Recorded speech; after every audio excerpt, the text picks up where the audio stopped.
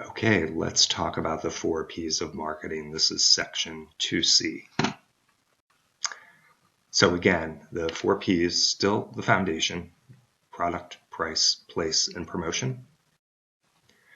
So when we talk about place, again, kind of what's happening now, under kind of some new definitions here, it's really the internet. So that's what it's all about now. When we talk about price, again, really all about price. It's showrooming and comparison shopping dominate.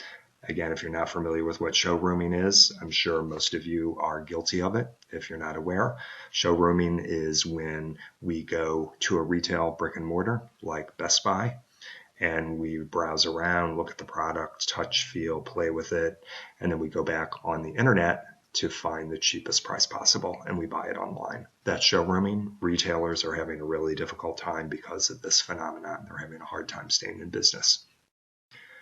When we talk about product, again, more than ever, you have to give a compelling and unique value proposition, especially if you're going to be competitive. And it's really hard to be competitive on pricing against companies like Amazon, for example. So what else are you giving the consumer? Maybe an additional guarantee, free shipping, something along those lines. Talk about promotion. Again, just many more options here of how to promote, right, with the use of social and digital. So again, in the digital world, other dimensions kind of now surround or encase these 4 traditional Ps. Again, we can talk about personalization, participation, peer-to-peer, and predictive modeling as kind of the new 4 Ps of digital. When we talk about personalization, really it comes down to all the data we have and all the information we have about the consumer. We know a lot, so therefore we can really personalize that experience for them on the web, personalize the product, all of that sort of thing. We talk about participation. It's really getting the consumers to participate and be a part of the brand, and this is what is key today. It's creating compelling content that pulls that consumer in, or even letting the consumers, create their own story as well, or tell their story. Okay, you have the whole idea also of crowdsourcing. Peer-to-peer is just we're all connected, basically.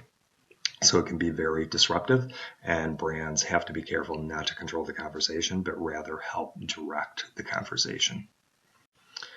Predictive modeling, again, it's taking, all of that information we have and predicting what you're likely to do next. But again, I think we have to be careful of how far do we take that. And I'm sure some of you are familiar of the Target fiasco a couple of years ago. So Target had a lot of data on shopping, and they were actually able to build a model, more power to them, that actually predicted which customers were likely to be pregnant based on the products that they were purchasing at the Target store. So what they did was they thought, let's send out a promotion to some of these expectant women, giving them discounts on prenatal sort of products and diapers and things along those lines. Well, they happened to send one of them to a 16-year-old girl. The father intercepted, got really mad at Target and said, what in the world are you doing sending my daughter information about diapers and baby products? She's not pregnant. Well, as it turned out, she was pregnant. So this is one of those situations, just because you can, should you? So again, I think as a marketer, we need to be very careful how far we take things and just be very cautious. So again, what does this all mean? Again, wrap your digital strategies around your consumers' personal preferences and desires is really what it is we need to do if we want them to embrace the brand. Again, when we talk about the new 4 Ps of digital, you'll see some, if you guys Google it, you'll see some talking about the 4 Cs of digital. It's fine.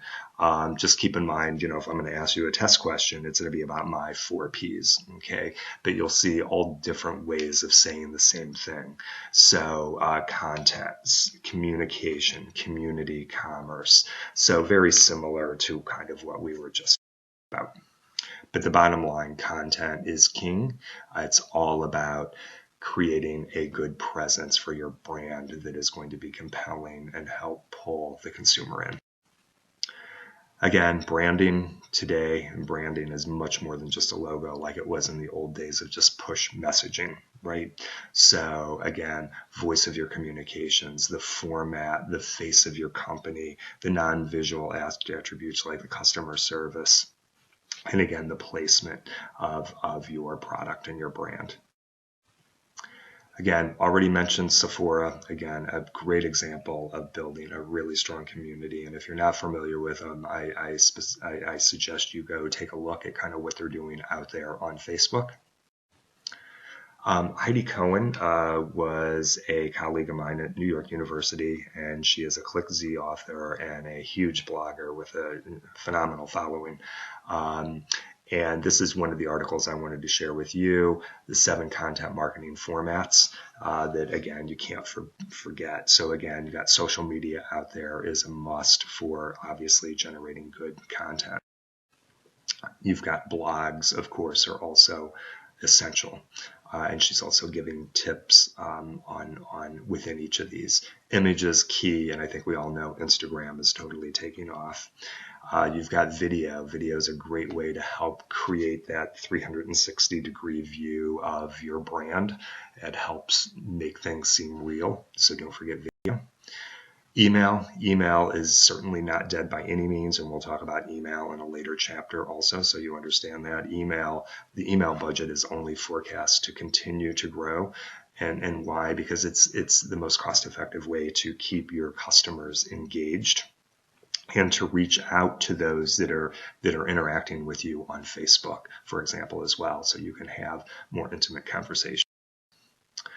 Obviously, everybody has to have a website, not an option.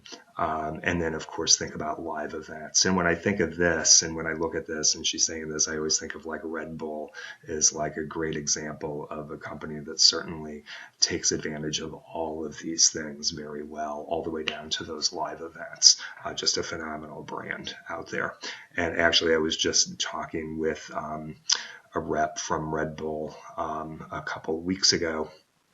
And he was actually saying that they are basically going to be stopping their Twitter, and I believe he said Facebook, and they're just going to be focusing in on Instagram because that is the one where they really have the most engagement for their fan base. So again, it's really understanding who your target is and how they're interacting with you. Heidi also gives 5 elements to support your content marketing. Again, you need to be findable on mobile because, as we talked before, everything is going to mobile. Optimize the content for search. Format the content for easy consumption.